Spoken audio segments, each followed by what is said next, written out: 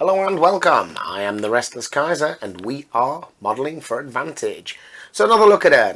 Tanks, the Modern Age expansion pack, this time the T-72. She is the most modern of the Soviet tanks in the range. Let's get her open, see what we get. Although she's the most modern, she is not necessarily the most technologically sophisticated.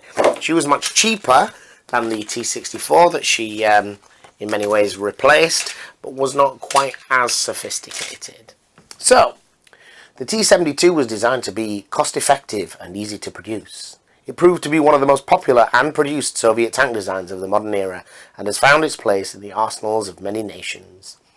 While the T-72's fire control and protection may not be top of the line, it is still a tough and deadly opponent when used thoughtfully in battle. This pack contains an unassembled plastic T-72, a T-72 tank card, a hero card, a crew card, and 3 upgrade cards. So, to start with the packaging then, I still like the fact that Gale Force 9 do this. You get a painted model on the cover rather than a photograph of the real vehicle or some artwork or whatever. This is the model that you're going to be able to produce. You look at the instructions, we're only being given a single variant here to assemble of this tank, so pretty straightforward. So the sprues themselves then. We get some side skirts, which are in pretty mint condition here. Upper deck with that iconic V shape on the front of many of the Soviet tanks. We get the separately moulded smoke launchers, which can sometimes be a bit fiddly to attach, but it's definitely worth moulding them separately. Having looked at some of the British vehicles where the smoke launchers are moulded in with the turret, they're not very nice looking. We get a spare machine gun, and this machine gun is usually carried facing backwards. It's a heavy machine gun, an anti-aircraft machine gun.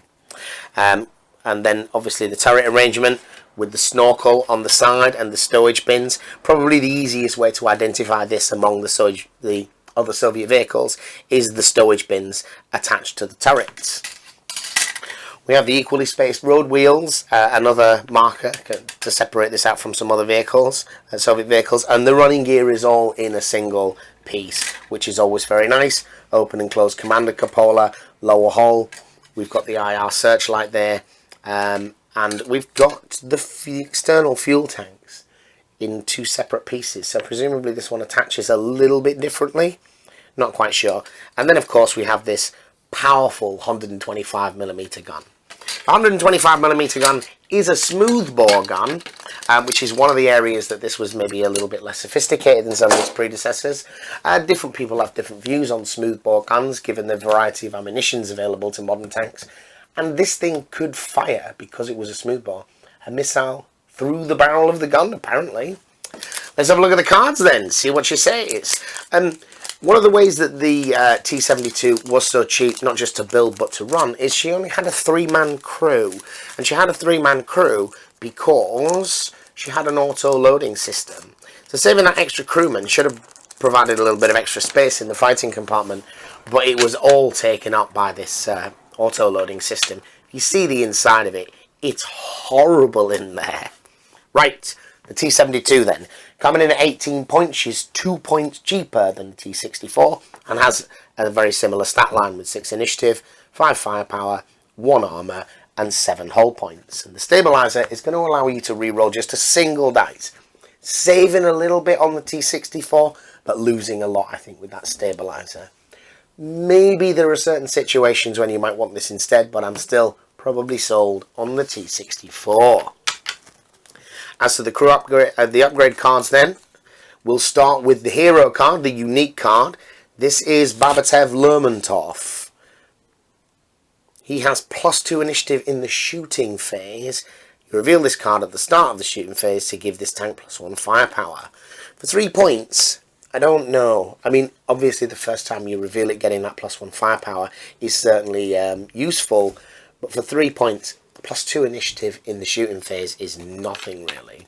We have a universal fire extinguisher, which we've seen before.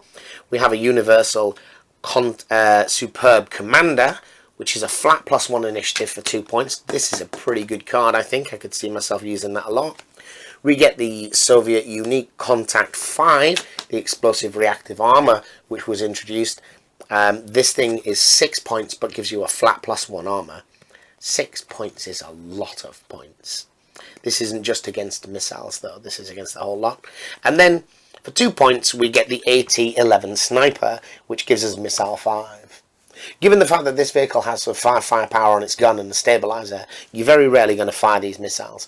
But potentially you can shoot it against helicopters, so there are situations when it might be useful. Alright, those are the cards. Let's have a look at the model. Thank you for watching.